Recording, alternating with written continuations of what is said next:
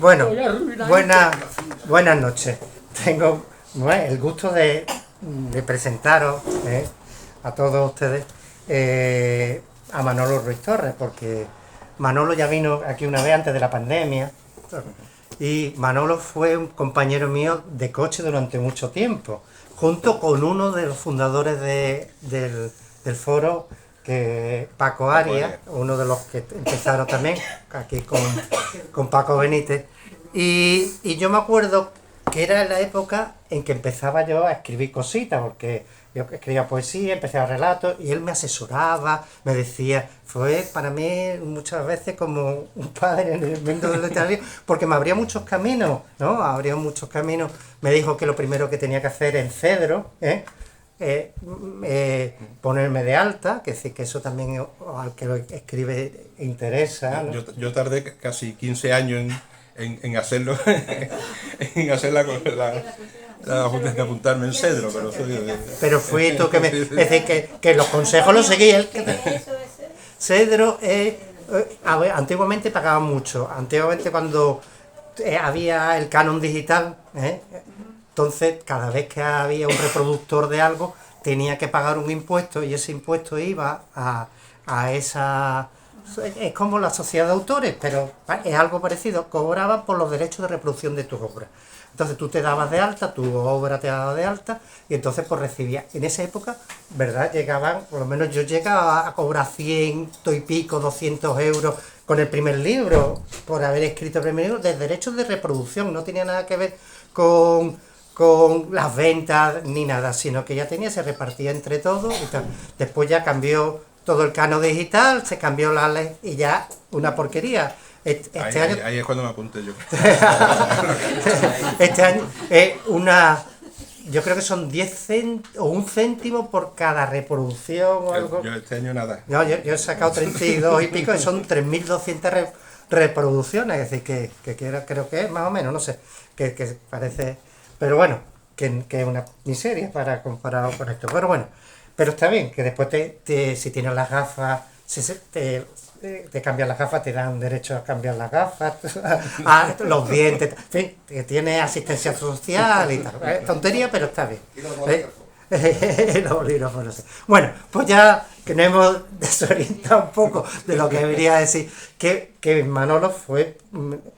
además yo la admiraba porque escribía y escribe también, y los relatos, tu obra Fara de la novela corta, sí, a mí, y cuando empezaba yo con Millán, hacía yo pequeños microrelatos y él me decía, sí, me gusta, no me gusta, tal, y entonces, y los comentaba muchas veces en el coche, y entonces me sirvió mucho.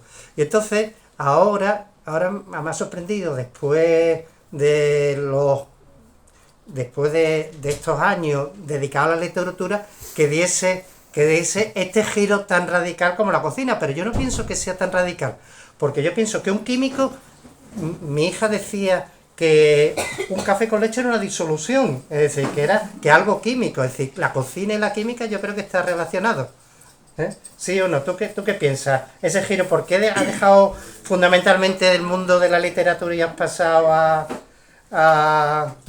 la cocina, porque bueno, de cocina hay muchas cosas, muchos premios que tiene, mucha dedicación, pero yo quería un poco a mí. Yo básicamente no creo que haya dejado el mundo de la literatura, porque realmente mi forma de trabajar los libros de cocina es la de un escritor, y yo reivindico, digamos, la buena escritura en un libro de cocina. O sea, un libro de cocina no tiene por qué estar mal escrito.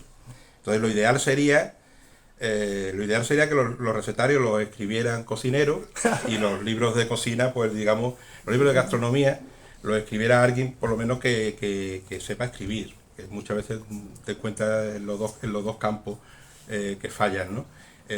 Yo no escribo recetarios, porque yo cocino en casa y cocino en plan doméstico, no soy profesional, pero sí trabajo, digamos, todo el ejercicio literario que he tenido en todos estos años lo utilizo a la hora de escribir historias de cocina, que es lo que viene a ser este libro y los dos anteriores que tengo. De alguna forma, el planteamiento es el mismo, o sea, que sí, uno tiene una serie de datos, en el caso de la historia de la cocina, muchísimos datos, como un puzzle, que hay un momento en que tú no sabes qué te sirve, qué no te sirve, porque tú vas acumulando todo y de alguna forma al final, o hay un momento que dice tengo que ordenar todo esto porque no hay una claridad. Y lo ordenas como si fuese una novela, como si fuese un relato, exactamente igual. O sea, tú tienes que contar una historia. En el caso este, pues bueno, yo lo que les cuento es cómo era o cómo podía ser, porque no deja de ser suposiciones, como todo lo que se trabaja con historia. Cómo podía ser la cocina en determinados momentos, en el siglo XVI, o en el tiempo de los romanos, o en la posguerra, ¿no? En el caso de la posguerra, pues bueno, todavía hay personas vivas que nos pueden dar ese recuerdo directo. Pero en cuanto que uno va un poco más hacia atrás, pues tiene que buscar las huellas que han dejado esas personas, bueno, pues a través de memorias, de recetarios familiares, de novelas también. Hay muchas fuentes en la literatura, o sea que la mayoría de lo que conocemos de los siglos de oro, por ejemplo, está en la literatura de los siglos de oro, o sea que digamos, no hay tanta diferencia entre escribir un relato y escribir todos esos datos. A lo mejor cuando tú escribes una novela, antes te preparas lo que se dicen, digamos, la ubicación, los personajes, qué es lo que vas a contar, que sea coherente, digamos, y utiliza una serie de datos de la vida cotidiana en ese momento para ubicar tu historia. Y en el caso de un libro de historia de la cocina, pues va a ser lo mismo. Y tú, el trabajo, tú aparte de este libro, que es prácticamente el que vamos a hablar hoy, ¿no? Que has hecho sobre 1812 y te has documentado, como tú estás diciendo. Sí, ¿Y documentación. cuáles son las fuentes de documentación que has utilizado para llegar a escribir estos libros? Aparte que dice de novelas y tal, Sí, sí,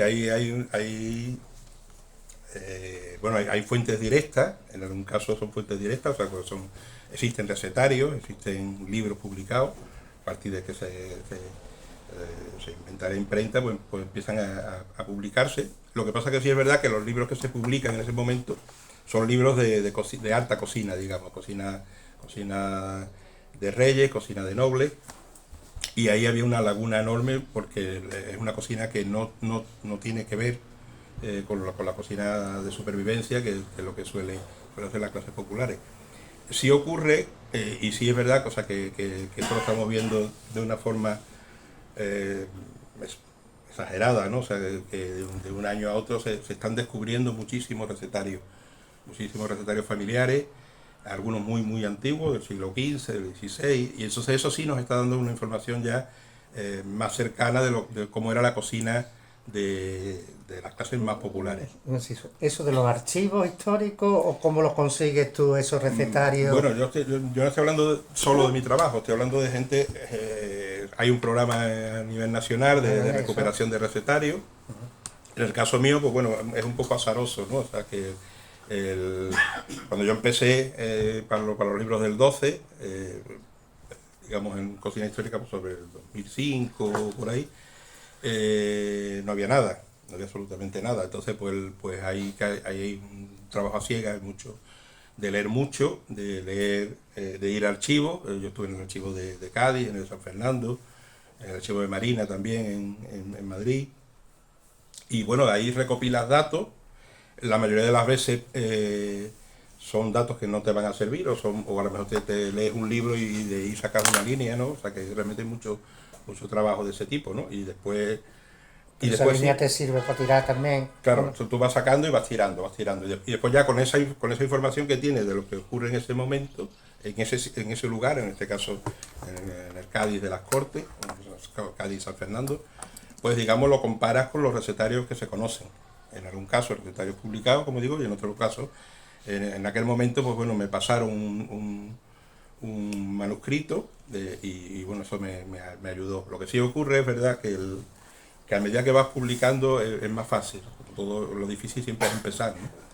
Entonces hay un momento en que la gente conoce, digamos, tu trabajo, y bueno, les parece respetuoso, les parece digno, y ellos mismos te dan su manuscrito, o se dan, en algún caso, ya digo, son recetas sueltas, a lo mejor hay una o dos recetas, en otro caso pues son un cuaderno familiar, y si es verdad, o sea que muchas veces, incluso en charlas me ha parecido que al final alguien se acerca y me dice, pues mira, pues mi familia tiene tal. Ahí bueno, hay un algo que se está venciendo porque, por eso digo que eso ha ocurrido en los últimos 3 4 años, yo creo, ¿no? Hasta entonces había una idea,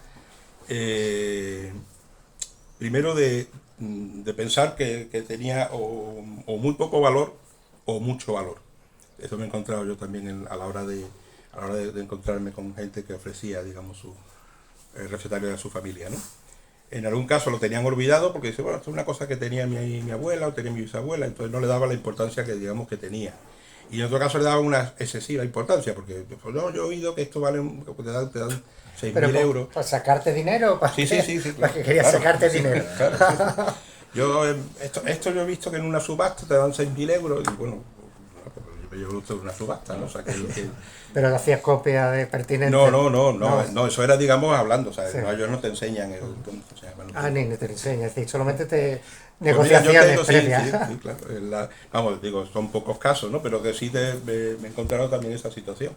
Ahora ya se ha como normalizado, y sí es verdad que bueno, la gente le da el valor que tiene, por el valor enorme que tiene de memoria personal y de memoria colectiva, y, y también de alguna forma se sienten pagados con el reconocimiento, digamos, a esa memoria de su abuela, a esa memoria de... Entonces sí es verdad que ahora sí aparece, y yo digo, no estoy hablando solo de mi caso, sino que incluso a nivel nacional, pues Ana Vega, por ejemplo, pues está dirigiendo un programa de recuperación de recetarios, ¿no?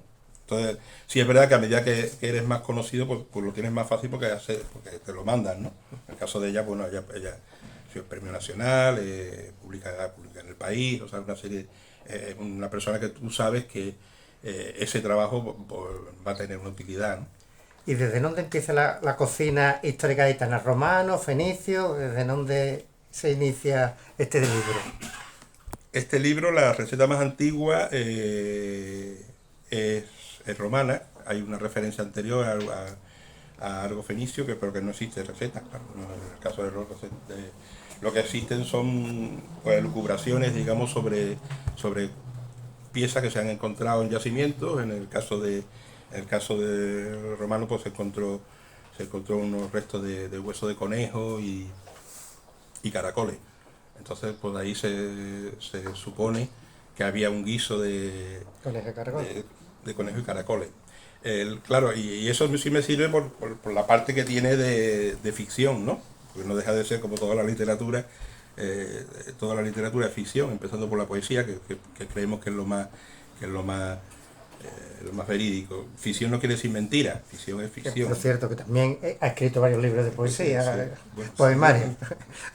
sí, Que ha tocado todos los palos, novelas, relatos y hay ensayos, porque al ensayos. final no deja de ser un ensayo, ¿no? Claro, sí. Y bueno, o sea, lo que sí es verdad que ya la honestidad de cada uno depende de cómo maneje esa ficción, ¿no? O sea, estamos hablando de un producto que es muy goloso. Yo sí noto una diferencia, por ejemplo, con respecto a otro género de literatura, insisto, que los libros de cocina son literatura. Bueno, y lo noto a la hora de cobrar derechos de autor, por ejemplo, o sea, sin ir más lejos, ¿no? O sea, hay una diferencia tremenda entre... Que se vende mucho más los libros. Evidentemente, quiero decir, o sea, yo nunca he cobrado nada por mi libro de poesía. Bueno, de hecho he pagado, porque me han terminado costando. Tampoco he cobrado apenas en los libros de narrativa. Es verdad que quitando mi editor actual, que es una persona honesta, que es Ana Maggi, que me sacó este libro y con la que espero seguir trabajando mucho tiempo. Pero bueno, el resto no, el resto se encuentra mucha piratería, ¿no? O sea, que yo me he encontrado por libros míos que me dicen que no, eso ya no se ha vendido, y me lo encuentro en Sudamérica, en una edición en ebook, ¿no? Y bueno, ¿esto qué es, ¿no? O sea, que pero eso ocurre a mucha gente. Ocurre mucho. En el caso, pero vamos, lo que decía, en el caso de los libros de cocina, pues se venden mucho más que los libros narrativos. Bueno, dentro de esta evolución histórica, ¿qué parte te ha gustado más de esa historia de la cocina gaditana? ¿Qué momento te ha gustado más? En 1800, con la época de las cortes, la actual, la de la guerra. ¿Cuál es el momento así que te ha gustado más? A mí me interesa mucho en Cádiz, digamos, lo que es el siglo XVIII, final del XVIII y principios del XIX. Digamos, es el periodo que más he estudiado, ¿no? O sea, porque coincide con un periodo de esplendor de la ciudad y de alguna forma esta mañana estábamos hablando en la televisión y se le preguntaba Onda Cádiz te llamamos. En Onda Cádiz, sí. Y me preguntaban qué ganaba yo o para qué servía, digamos, para ser más exacto, para qué servía, digamos, un libro de historia de la cocina, ¿no? Y después de todo este tiempo, pues sí es verdad que empieza a encontrar frutos, ¿no? Yo por una parte tengo una línea de investigación con algunos cocineros que curiosamente son cocineros muy modernos, o sea, que no son cocineros de cocina tradicional, pero sí han visto el valor digamos, de inspiración que hay en la cocina histórica. Si profundizamos un poquito, o sea, con detalle, pues encontraremos recetas que son muy modernas para lo que nos pueda parecer tenemos una idea equivocada de que la cocina pasada es una cocina primitiva, y para nada. Estamos en ciclo y igual que estamos ahora en un ciclo de regresión pues, en muchas cosas, pues también el ciclo histórico pues hace que se avance, se retroceda, y podemos encontrar pues auténticas joyas en la cocina histórica. En ese trabajo, yo lo hago con cocineros que ellos pueden encontrar, pues bueno, se me ocurre, claro, decía, elegir una época. Yo no me gusta elegir una época porque realmente todas tienen un valor interesantísimo, ¿no? O sea que, esto me ha servido para que hable de todas las épocas. claro, podemos hablar de todas las épocas, pero sí. Pero yo entiendo a lo mejor que lo que más puede interesar, digamos, es que pasemos a los ejemplos concretos, ¿no? Sí. O sea, para que ustedes vean la riqueza, digamos, de esta cocina, y que no tiene nada que ver con una idea de cocina elemental y de cocina simple, ¿no? El caso de los romanos, por ejemplo, o sea, elaboraban combinaciones que son auténticos chutney, de mezclas de dulce con ácidos, ¿no? Y hacían unos preparados con ciruelas y con manzanas que no tienen nada que envidiar, digamos, a los actuales. En época musulmana se preparaban ensaladas con brotes, ¿no? Con brotes con 15 días de verdulaga, de bledos, de pequeñas plantas, donde, digamos, ahora cuando ustedes ven en la alta cocina que se ponen unos brotecitos así como para adornar el plato, y eso ya lo hacían los romanos.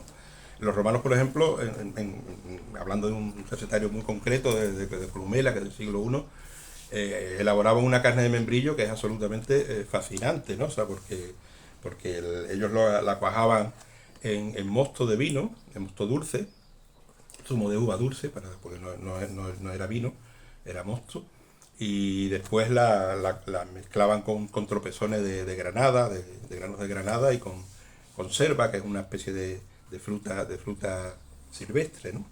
Y después la acidulaban, porque el membrillo para cuajar necesita un ácido, en vez de con limón, pues con sumaque, ¿no? Que es una especie que ahora nos llega a través de la cocina de Oriente Medio. O sea que realmente, digamos, es lo que digo, o sea que esa riqueza y esa cosa que pensamos que es muy moderna estaban hace muchísimo tiempo. El jengibre, por ejemplo, es una especie muy popular, y era una de las especias básicas en la cocina. Sí, ¿por qué se dejó de usar? ¿Tiene alguna explicación? Bueno, la explicación es, normalmente se Una desplazan. teoría. Sí, claro, es una teoría, claro. Normalmente los ingredientes se desplazan por otros, o bien porque cambia el gusto, y por eso también es interesante el uso de la cocina para explicar un valor didáctico, para explicar movimientos culturales, movimientos artísticos, que también influyen. O sea, la semana pasada tuvimos una actividad en Chiclana, pertenezco a un grupo de 100 kilómetros, que es de allí, y entonces hicimos una charla sobre cómo era la cocina de Cervantes y la cocina del tiempo de los del siglo de oro, y bueno, reprodujimos 4 platos y un pan de esa época, ¿no? Entonces, de alguna forma, hay posibilidades de conocer ahora cómo era esa. El resultado estuvo cocina. sabroso.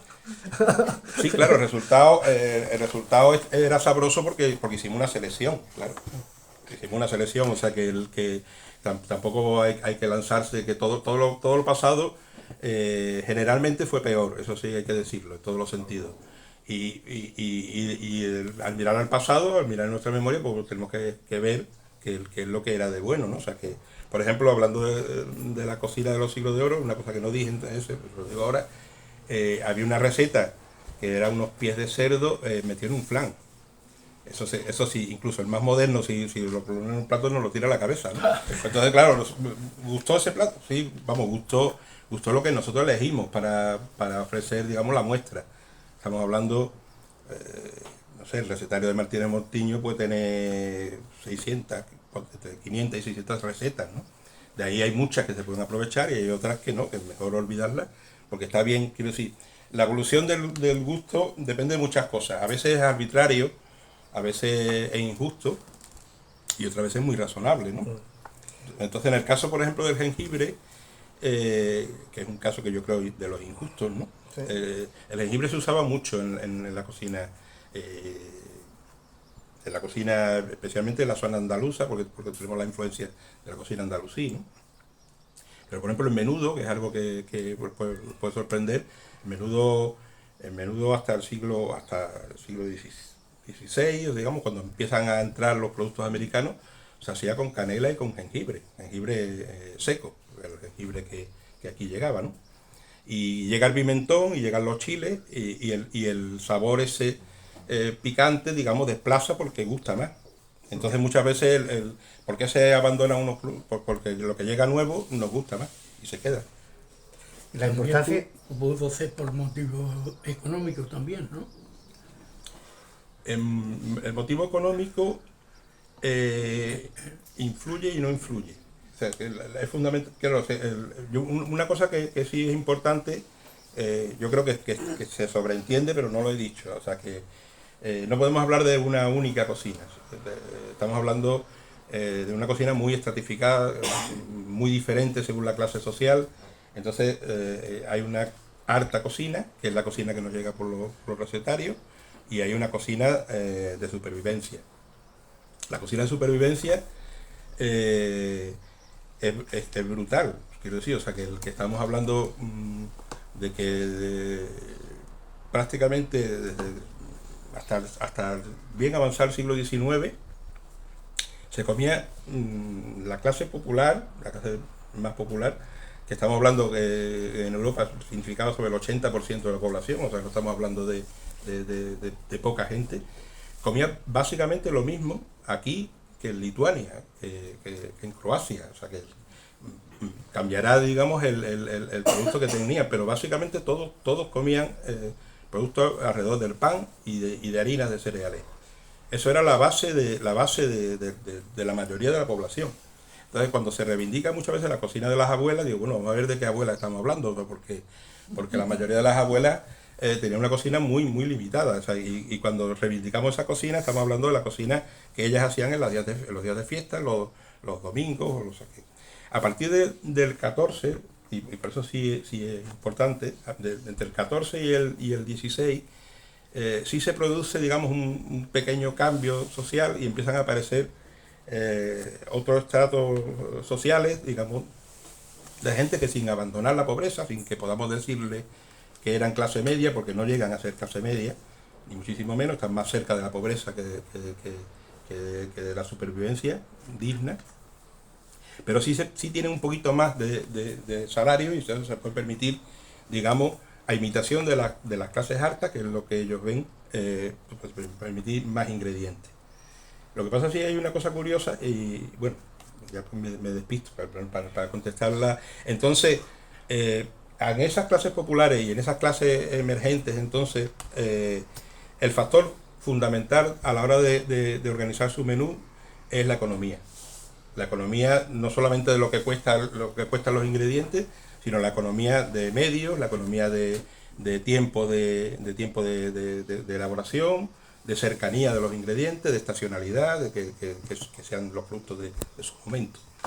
En cambio, para las clases altas, el problema de la economía nunca significó un referente, claro. Entonces la cocina se organiza con otro parámetro, que es el de la rareza. Entonces, Lo exótico, ¿no? Buscando lo exótico, ¿no? lo exótico por poco frecuente, y eso significaba por caro. Porque claro, para demostrar poder, Claro, ¿no? claro, Es una demostración de poder. Es una demostración de poder. Entonces, ¿qué significa? Que cuando las especias empiezan a ser baratas, te digo, pues, cuando empiezan a haber una mejor circulación que a través del descubrimiento de América, o el encuentro con América, o en el caso de los portugueses, con el encuentro con sus colonias asiáticas, de Asia, pues entonces, digamos, las especias se abaratan mucho. Entonces, el momento ya a la clase poderosa no le interesa ya no se diferencia en las especias, entonces abandona las especias. Bueno, no voy a entrar en profundidad, pero sí es muy curioso que en ese momento lo que empieza a valorarse son los productos frescos, las frutas, las verduras, y claro, buscando esa rareza, lo que intentan es el producto que esté fuera de temporada, y se crean, por ejemplo, los jardines botánicos de Versalles, o por ejemplo, en el caso de Aranjuez, Versalles en concreto, en principio no es un jardín, es un jardín botánico, un jardín de experimentación para conseguir aclimatar frutas exóticas y hortalizas exóticas fuera de temporada. Ahí estaba diciendo, Manuel, lo que tú has dicho del jardín en Francia, Sí. entonces a lo mejor también nos fijamos en Francia, a raíz de ahí. No sé si ahora, pues lo desconozco, se Sí, quedó sí. después de allí, de Francia, ¿no? Sí, en ese caso sí se imita, claro, durante Se imita. mucho tiempo ya están los Borbones aquí, digamos, hay una influencia de cultural grande que también incluye la cocina, claro, Se imita, francesa. ahí, Se imita. prácticamente. Y se imita ese modelo, digamos, Fuera de temporada. claro, hay una lucha de ver quién consigue, incluso se dice conseguir fresas en enero, ¿no? O sea, que hay... entonces, el que consiga eso, digamos, es el más poderoso. Ya lo poderoso... Más rico. Claro, porque eso no lo consigue cualquiera. Claro. No lo consigue cualquiera. Y de hecho, los primeros restaurantes, que bueno, hablan del restaurante, que realmente, bueno, es como un concentrado, digamos, de sustancia cárnica, pero al final es como un consomé, digamos, pero muy, muy concentrado. Entonces, esto se lanza como un producto de lujo, o sea, a lo mejor lo hemos leído por ahí, como que la revolución se populariza, digamos, la revolución francesa populariza los cocineros, porque los cocineros de la nobleza se quedan sin empleo. Eso es mentira. O sea, la cocina está llena de bulos y de fantasía de ese tipo. O sea, esta gente no se queda sin empleo, esa gente los contrata la burguesía, la alta burguesía que, digamos, ha sustituido a la nobleza. Cuando esa gente, digamos, se quedan sin empleo es mucho más después, del siglo XIX. Pero bueno, lo que sí decía, que el restaurante, digamos, es un restaurante de lujo, con muy pocas mesas, donde hay algo tan excepcional como que el comensal come solo en su mesa. Hasta entonces eran mesas comunes, mesas redondas donde uno llegaba, principalmente pues trabajadores de Las posadas. los comerciales, ¿no? Que serían ahora, ¿no? La gente que trabajaba, digamos, por ahí. Oriana. Sí, Sí. quería preguntar, no sé si la pregunta es rara, pero si en esta búsqueda has encontrado a alguien que rechazaba la carne por principio, ¿no? Vegetariano, ¿no? Quería Vegetariano. si es algo moderno del vegetariano, o hay alguien que decía no mato los animales.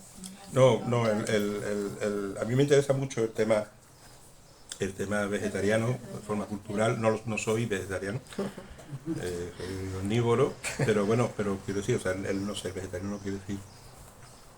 Tampoco soy carnívoro militante, ¿no? Ya están los griegos, o sea, que digamos está esa petición. Lo que sí es interesante, que al principio está más asociado a movimientos religiosos, a movimientos, digamos, por una parte, movimientos protestantes, como pureza, digamos, del cuerpo, una forma de purificar el cuerpo. También nos aparece en el caso de la Ilustración, o sea, Rousseau y digamos todo lo Rousseau en concreto sí lo era, y sí es verdad, o sea, que digamos el movimiento moderno, sin hacer referencia a la antigüedad clásica, que sí era importante, pues prácticamente desde la Ilustración encontramos ejemplos. Sí es verdad, o sea, que como movimiento político es más final del 19, principio del 20.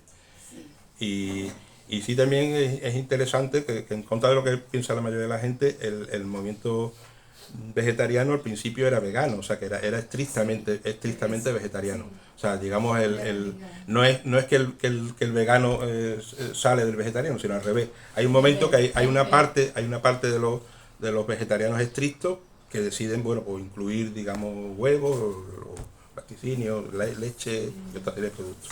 Pero el proceso es contrario. Pero sí es muy complejo y yo estoy trabajando en ese tema. Y los orígenes de la tortilla de camarón, que se lo aplica, esto hay que sacarlo, porque hay tantísimas versiones.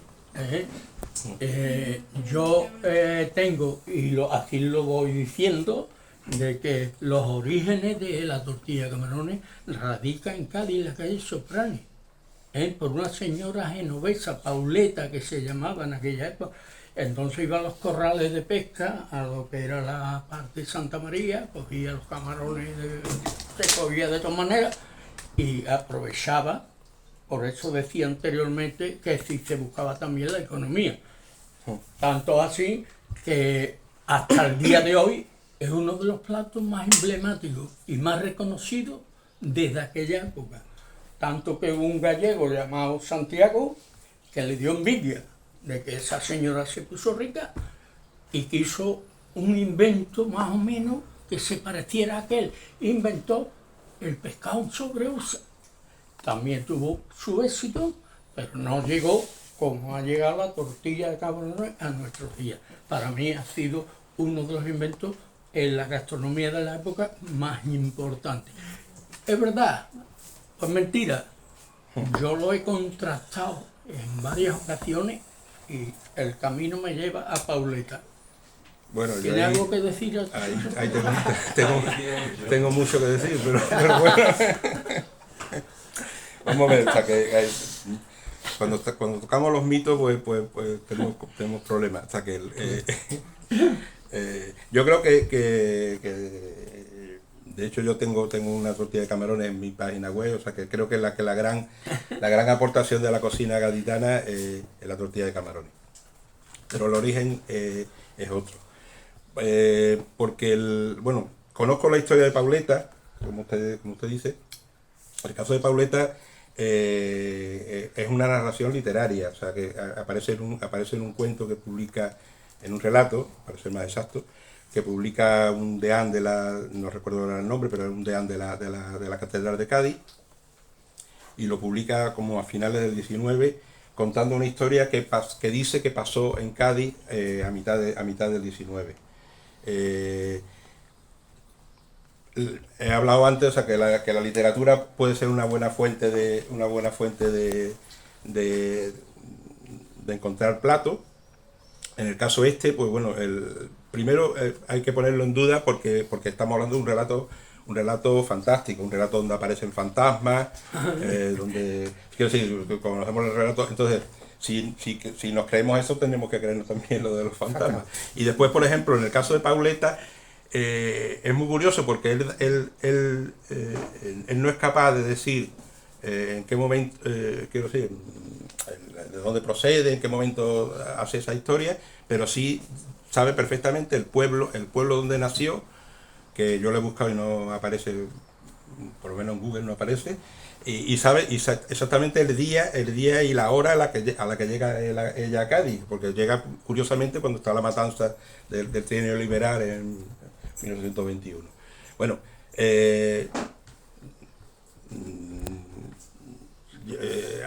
alguien me insultó, o sea, porque esto Crea polémica. porque me parece increíble, pero realmente la cocina a veces tiene unas reacciones viscerales. A mí bueno, me han insultado tanto en Cádiz como en San Fernando, porque yo recuerdo que una vez fui Pero nombrando a la familia No, fuerte no, o... no, si estamos hablando. Después retomo la historia, porque no. Pero sí, el año pasado me invitan bueno, no sé si puedo contar la anécdota, me invitan a un acto sobre la tortilla de camarones, y un acto que se hace para cocineros, se hace en el restaurante A Poniente, es una cosa restringida. Y me dice, tiene 5 minutos para contar toda la historia de la tortilla de camarones. Yo podía estar la hora entera contándole a ustedes de dónde viene esa, porque es fascinante, realmente es fascinante. Pero bueno, me dan 5 minutos, yo me tomo 10. Pero bueno, entonces 10 y cuento las tres recetas más antiguas que se conocen de la tortilla de camarones. Y bueno, como eso era muy restringido, digo, pues lo voy a publicar pues para que se conozca también, bueno, no vamos a guardar nada, ¿sí? Y el que se siga en la investigación, que la siga por ahí.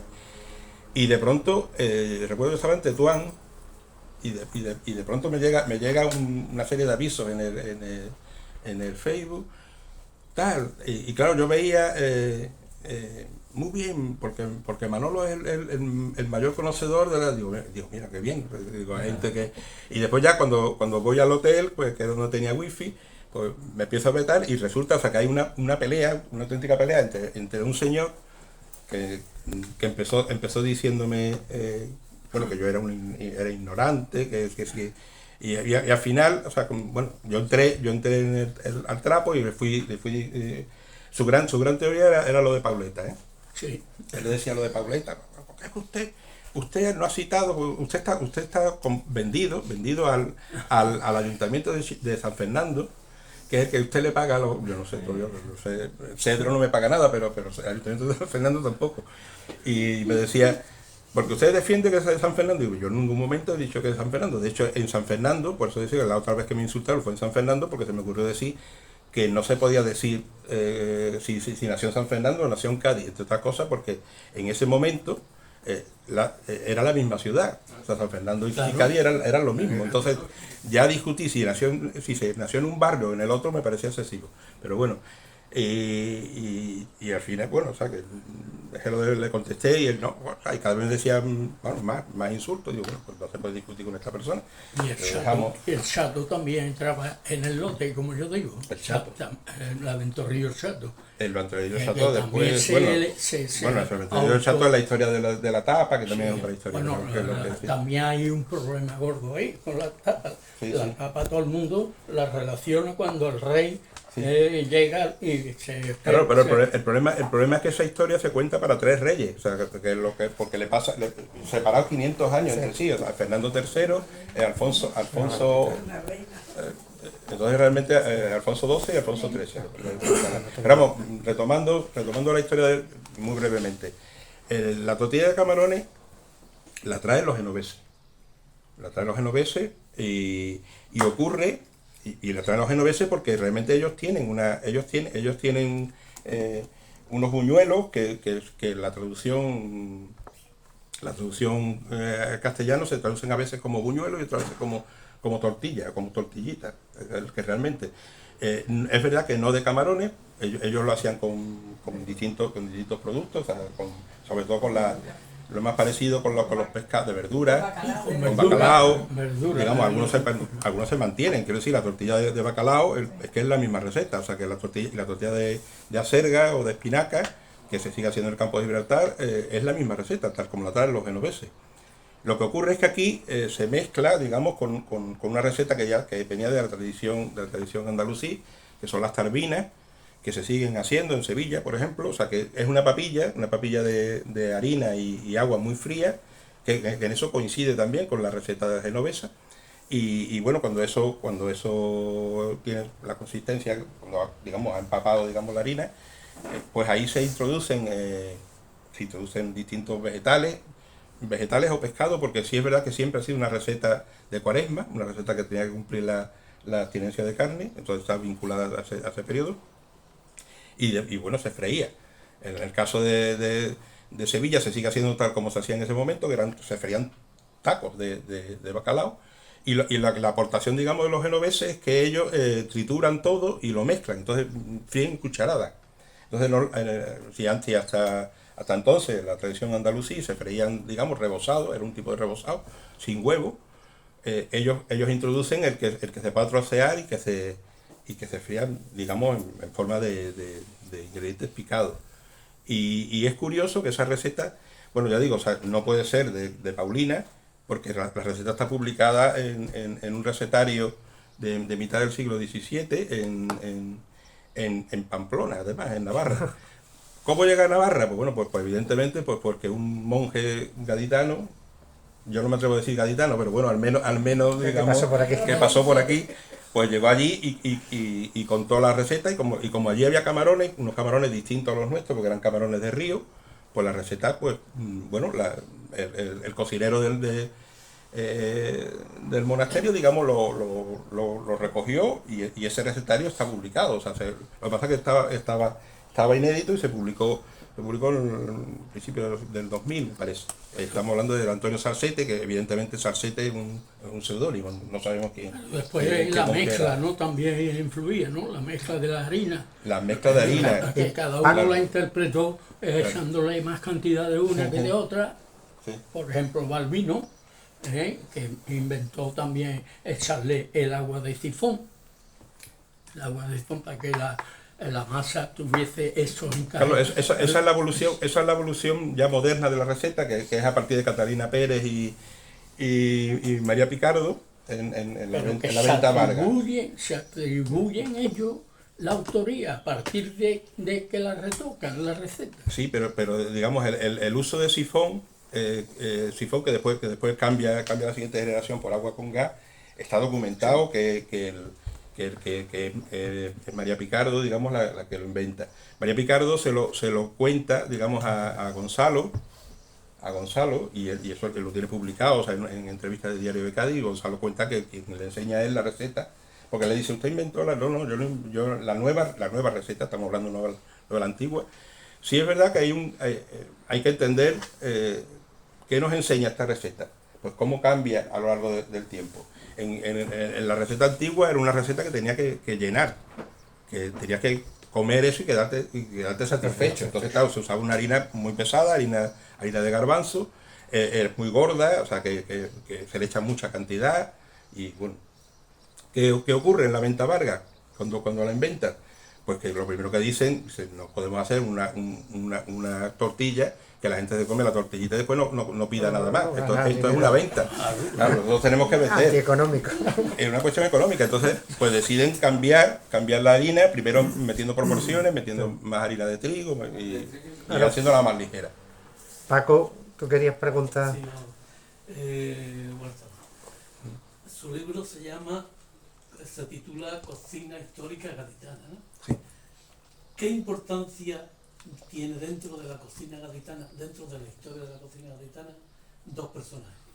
El doctor Tebusen y Melquiades Brizuela. Bueno, en el caso de Tebusen, todas, o sea pero no solamente en la historia de la cocina gaditana, sino en la historia de la cocina española. Digamos, es el primer intelectual que digamos que se toma en serio, digamos, la cocina como un valor cultural. Hasta entonces la cocina se asociaba a un pecado capital, el pecado de la gula.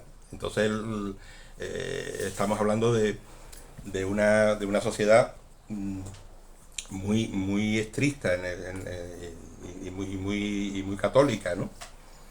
En cambio la francesa, por ejemplo, desde hace mucho tiempo tiene dos palabras para diferenciar el gourmand y el gourmet, ¿no? El glotón y el aficionado o el que le gusta la buena comida. En el caso de España, hasta hace nada, o sea, hasta en el diccionario hasta creo que la 2000 o por ahí, se seguía confundiendo, digamos, los dos valores. Ahora ya no, ahora ya se diferencia. Entonces, que alguien como Tebusen, al que le critican continuamente que siendo un intelectual se dedique a estas tonterías, a mí me pasa que yo cuando empiezo a escribir, pues, lo primero que tengo que hacer es justificar que esto es literatura también. O sea, que yo no he abandonado la literatura, yo estoy haciendo literatura, pero estoy haciendo ensayo, o sea, estoy haciendo otro tipo de literatura. Y bueno, en el caso de Tebusen, lo que pasa es que Tebusen, pues bueno, era una persona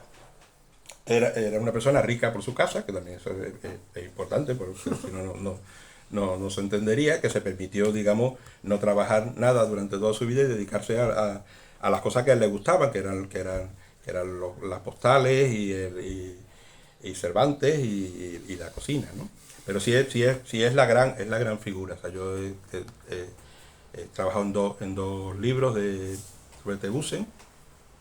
Yo trabajo mucho en su obra y estoy en un proyecto que espero, no puedo dar muchos detalles, pero espero que alguna vez cuaje, ¿no?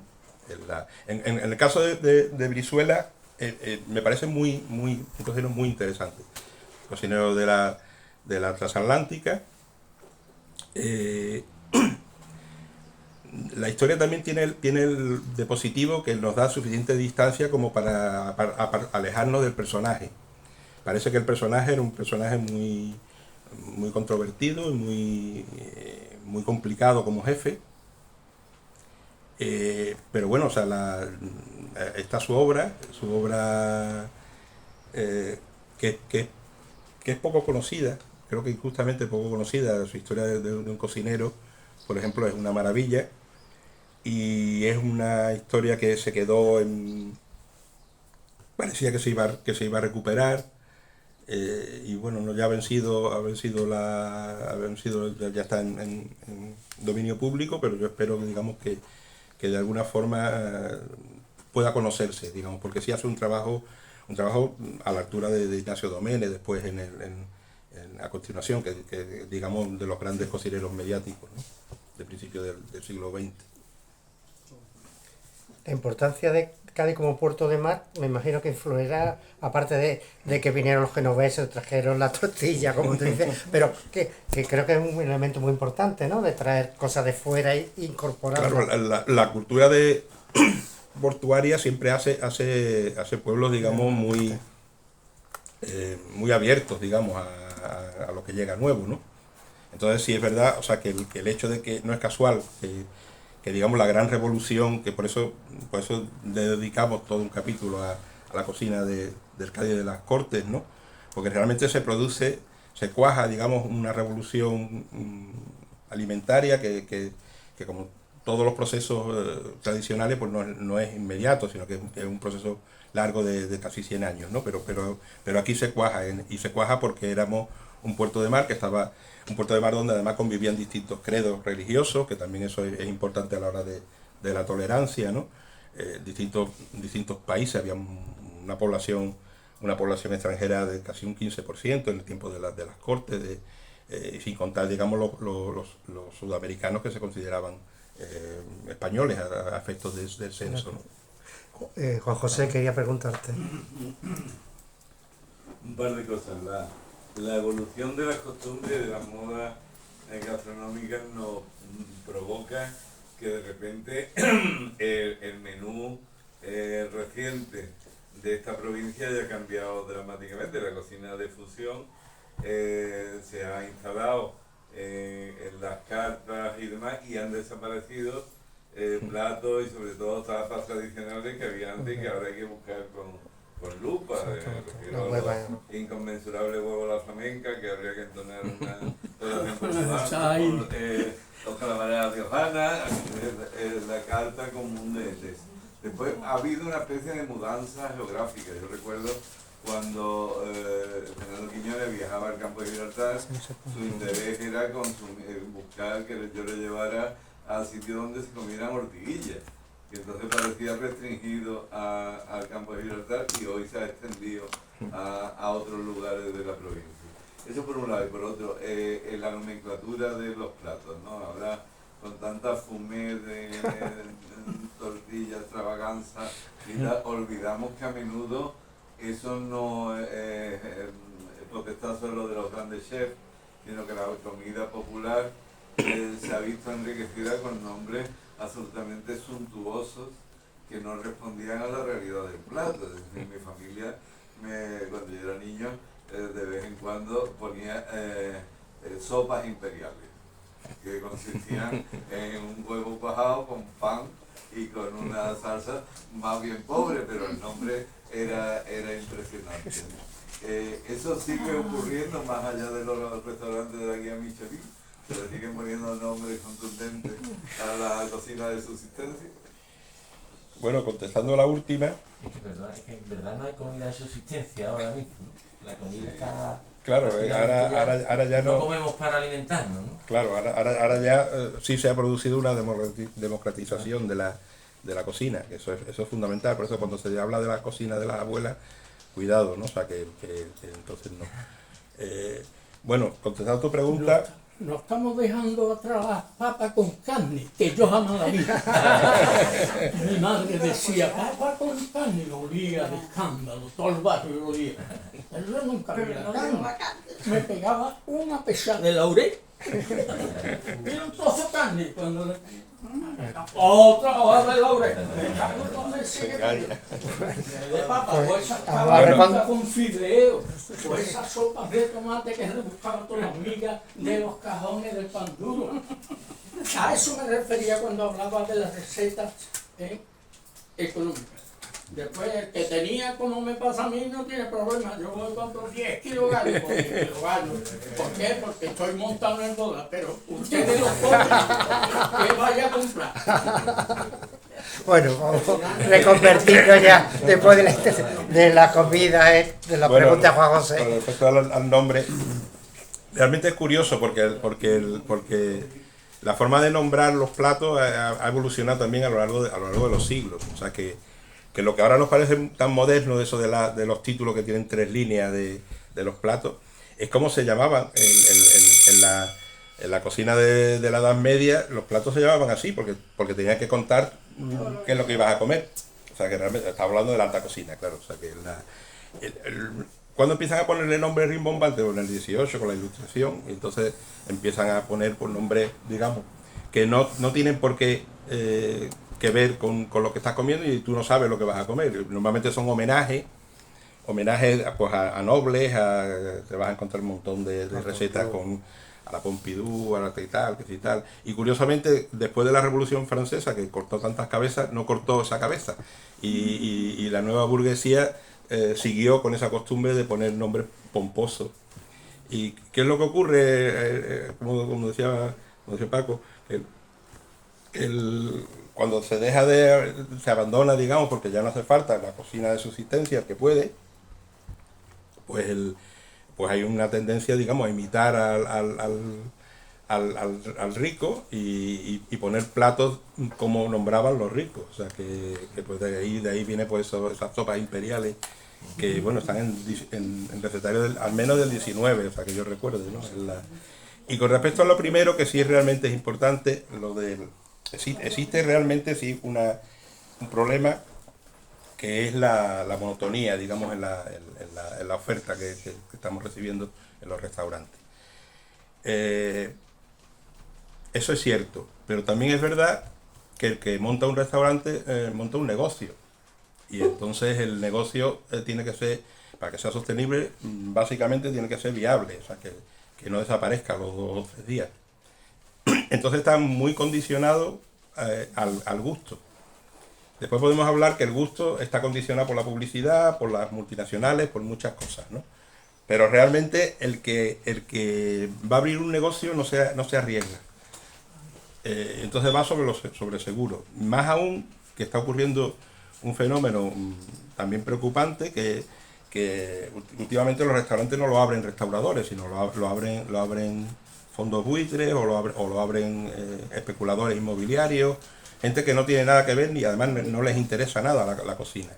Entonces esa gente no van a arriesgar nada, o sea que es el problema.